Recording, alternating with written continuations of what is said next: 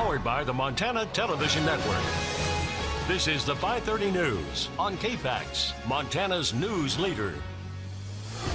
Good evening, I'm Jill Valley. And I'm Dennis Bragg. It's not exactly boom times, but Montana's major cities are showing some positive economic growth as 2018 gets underway. However, the latest report from the University of Montana's Bureau of Business and Economic Research shows there are still some troublesome areas too, especially when it comes to agriculture and energy, which are being slammed by slumping prices. BBER researchers have started their annual statewide tour to discuss those findings, making presentations in Missoula this morning. The focus of this report this year is on higher education, a sector that's still critical to Montana's economy, but showing some changes in how people perceive the value of a degree. However, there are other high points in that report. That includes timber, where a boom in commercial and residential building is actually creating some shortages of lumber products, and the tech sector, which is remarkably robust in Missoula, Bozeman, and Kalispell, helping to fuel job growth and spending. The tech growth, primarily in Bozeman and Missoula, but also in other communities around the state, has really captured a lot of attention and interest, but it's also showing up. This has been a year that Missoula has done quite a bit better, as have Bozeman and some of the other communities. And that's been part of the story, has been what's going on with tech growth. Researchers also say the Montana healthcare industry continues to grow, driven largely by the state's aging population. The next presentations in this BBER series are Tuesday, January 30th in Billings, January 31st in Bozeman, and then February 1st in Butte. More than 75 nonprofit service providers, more than 100 community volunteers roll up their sleeves and open their hearts to help people in need today. Project Community Connect was held at Zootown Church today with the aim of helping our homeless and our at-risk populations. MTN's Connor McCauley joins us now in the studio with more on that. Connor.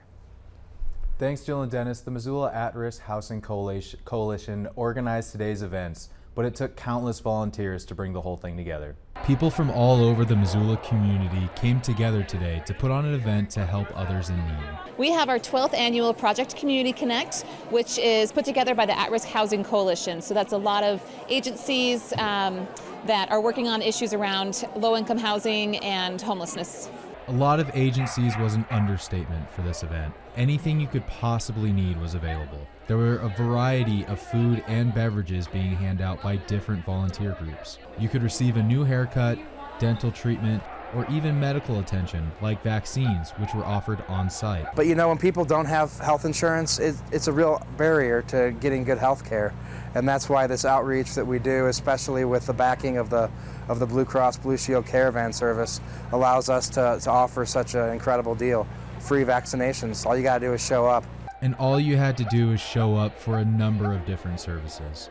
One of those services was free clothing, which was provided by the generous Missoula community. And we've had bins set up all over Missoula, and people fill the bins with clothes, and the three of us empty the bins, sort all the clothes, and then end up bringing them out here for people to get. The hard work put in by these three was enough to bring in more clothing than last year and give some people some much needed relief. Oh my gosh, people have been so thankful, so wonderful. Yeah, we've been hugged and told thank you 100 times. People really do appreciate it. While people in need appreciate the volunteers' efforts, so did the event organizer. We could not do this without our community and our volunteers. We have social work students this year that are helping us. We have volunteers that have been doing this for years as well. So we could not make this event happen if we didn't have community volunteers. The event ran for 5 hours, and they hope to serve more than 350 homeless or at-risk people before the end of the day. Back to you. All right, thank you, Connor. The Montana Department of Natural Resources and Conservation is upholding a company's controversial permit to open a bottled water plant in the Flathead Valley. The Montana Artesian Water Company has been working for over 2 years to get state approval for the water plant, which would draw water from underneath the slough area along the Flathead River near Creston. The company wants to be able to pull the equivalent of more than 1 billion regular bottles of water using wells tapping into the groundwater every year, more than 230 gallons. The Montana Department of Environmental Quality granted company owner Lou Weaver a permit last year, but opponents challenged the preliminary water use permit from the DNRC with a multi-day hearing last fall in Kalispell. Critics are worried about the company's wells drawing down water supplies for surrounding properties and creating additional traffic in the rural area. The company argued those concerns were unfounded. Today, DNRC announced its findings in the case, saying it would grant Montana Artesian its permit, saying the company has proven the operation won't degrade water quality. Opponents have a month to petition the courts to hear any appeal. Flathead County continues to lead the state with a number of flu cases. The Montana Department of Health and Human Services reports for the week of January 14th through the 20th, 67 new cases were reported in Flathead County. That puts the total at almost 400 cases of the flu so far this season. State health officials say influenza activity increased during week 3 of 2018 through the state, with almost 600 new cases reported from 45 Montana counties. Yellowstone County has the second most reported cases this season, with just over 300. In Missoula County, we had 28 new cases, bringing the total to 115 confirmed cases of the flu in our area. 20 people in Montana have died from the flu this year. More than 350 have gone to the hospital because of this flu season. The most common influenza type identified is influenza AH3. The age group with the highest rate of hospitalizations are those aged 65 years and older. Senators John Tester and Senator Steve Daines want the Centers for Medicare and Medicaid Services to explain retroactive fees, which they fear could drive rural Montana pharmacies out of business. Tester and Daines co-authored a letter to the CMSA administrator complaining about policies which they say are allowing pharmacy benefit managers to tack retroactive fees onto already soaring drug prices. The senators say the policy is creating uncertain prices that are raising havoc with patients, especially seniors on fixed incomes. They argue PBMs are coming back to pharmacies after prescriptions filled, sometimes months later, paying less and forcing patients to pay for the balance out of their own pockets. Sometimes, again, those retroactive fees could be as much as 6 months after a prescription is filled. Well, another wet day for Montana, a little bit of everything out there again, and we're looking for a pretty high chance for more rain and snow for the weekend. For more on what you'll be seeing out there, let's toss it over to Chief Meteorologist Aaron Yost for a first forecast. Aaron? Yeah, things are going to stay very active here for us into this upcoming weekend and most likely a lot of next week as well. Take a look in Hamilton today. First Security Bank iCam.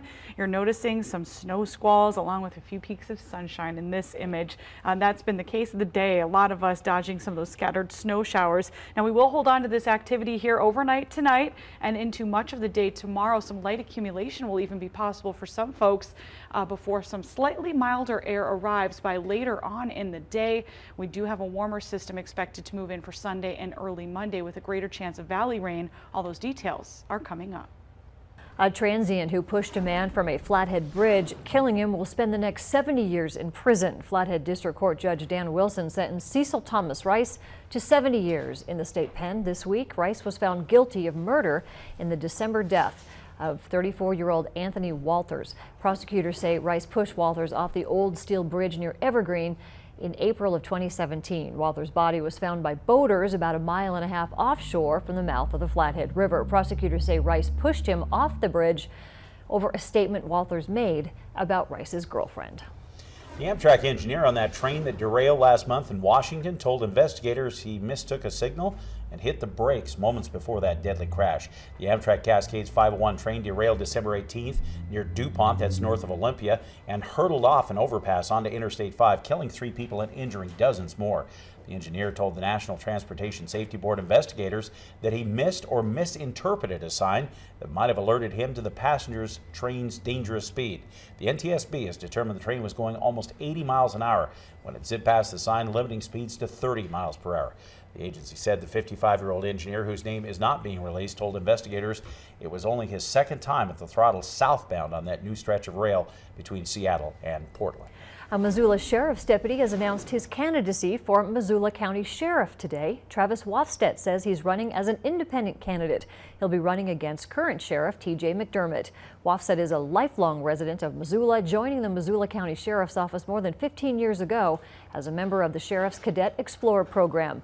Currently, Wafstedt is assigned to the Patrol Division and was recently selected as a detective specialist. He also holds the position of Assistant Fire Chief for the East Missoula Rural Fire Department. The filing deadline for candidates is March 12th, with the general election on November 6th.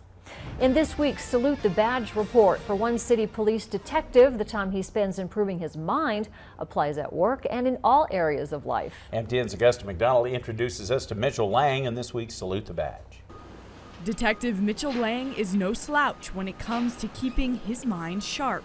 I try to, my goal, and it really just depends on kind of what's going on in my life, but I usually try to do about a book a week, and sometimes it'll be more than that, sometimes it'll be a book every 2 weeks or something like that. You know, a lot of the things that I read I don't necessarily agree with, but I like to hear why people think that that's the way that they do. While working for Missoula City Police for close to 9 years, he's earned his bachelor's and master's degrees in his free time. Higher education, even though it's hard, I wouldn't want to go back to not knowing the things that I know now. And so that's been a big push to continue to learn. He says his job is challenging and rewarding. Everyone loves a mystery. To challenge yourself and to think through and to be creative and to coordinate with people who are very, very, very intelligent people and to get ideas and to learn from those people on how to do things better or to come to the correct outcome is for me that's a personally rewarding aspect of it. Reporting in Missoula, I'm Augusta McDonald for MTN News. Lang served in the Marine Corps before his time with the police department. He went to 6 different community colleges while he was enlisted and moving around the country and the world. Up next, a legendary Montana bear researcher story finally coming to the big screen at the Flathead Film Festival. That's next on KPAX.